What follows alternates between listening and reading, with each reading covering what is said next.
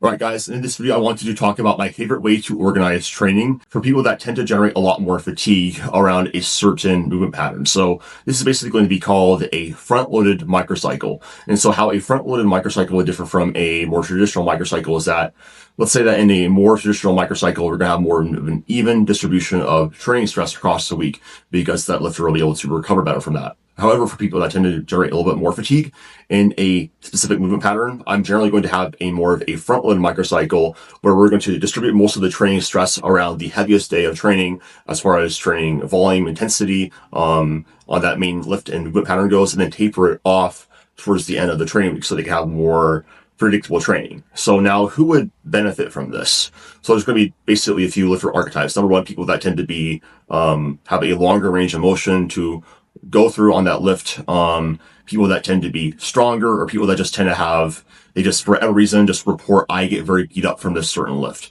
And so this is going to basically benefit those lifters because we're going to get the majority of the strength stimulus and the hypertrophy stimulus on their primary day, on their heaviest day of training across the week. And then on their secondary day, it's going to be basically just enough work to get technique practice on that movement and get a small hypertrophy stimulus later on in the week, but not enough for we're going to feel really, really fatigued going on into our primary days. And this is something that we'll kind of learn as they get more strong, is that just some lifts just generate more fatigue. And if they have more of an even distribution of training stress, they're going to find that they just don't respond as well to training. And so I find that this also works well on squats and deadlifts. Having squats and deadlifts on their separate day for the primary day, and then having a very, very light secondary day where it's going to basically be, we're combining both those days and just getting enough skill practice and technique work so that things still feel in the groove. Because, the main question is like, well, why wouldn't we just do a once a week frequency if someone gets super fatigued? And the main reason for that is because, if we're having a lot of fatigue on the squat, deadlift, going into the next day, what's really recovering the longest is going to be our nervous system and our connective tissue, right?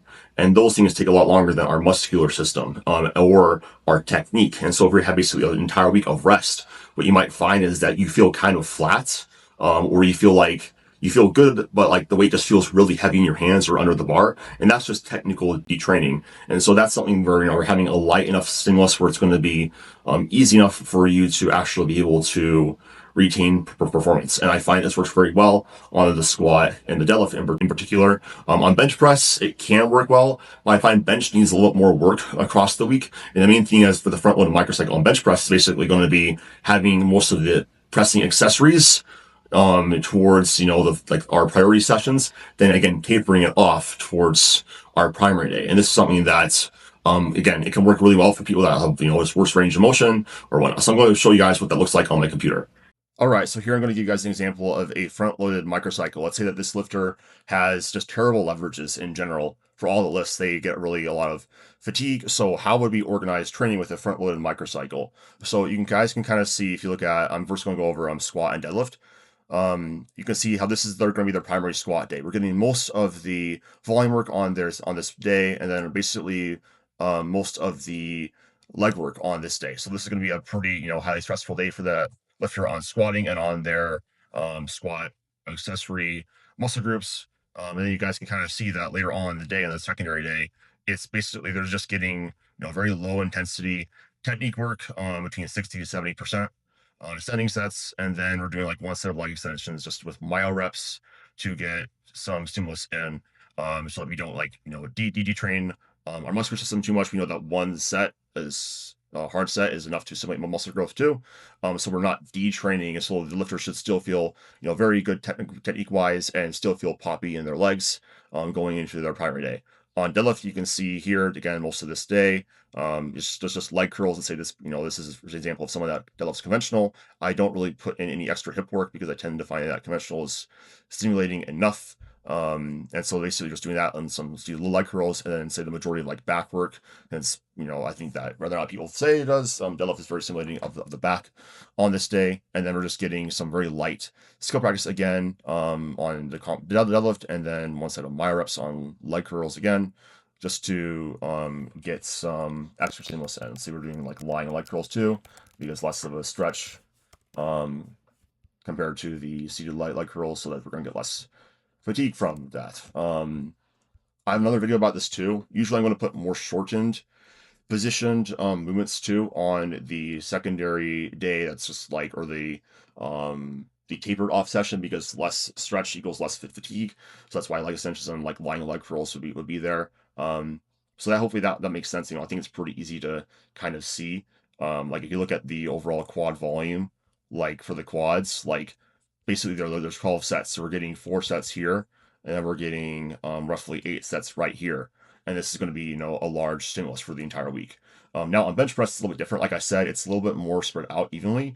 So let's say this is three times a week of benching.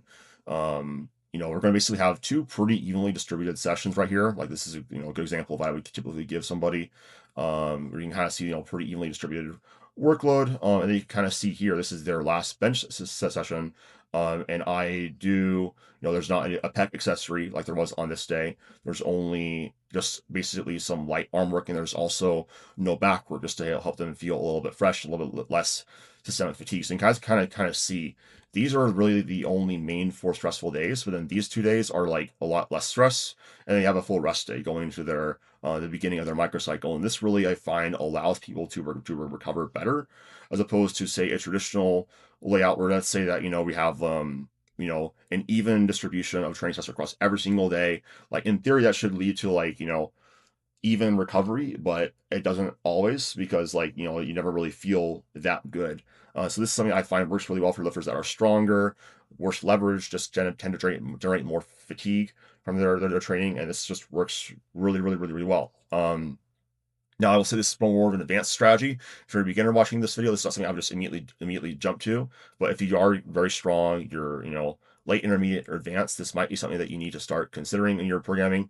If you're finding that you're not feeling consistently strong or peaked earlier, like in some point of your training block, you kind of feel constantly beat up, you probably need something a little bit more like this to get in training in.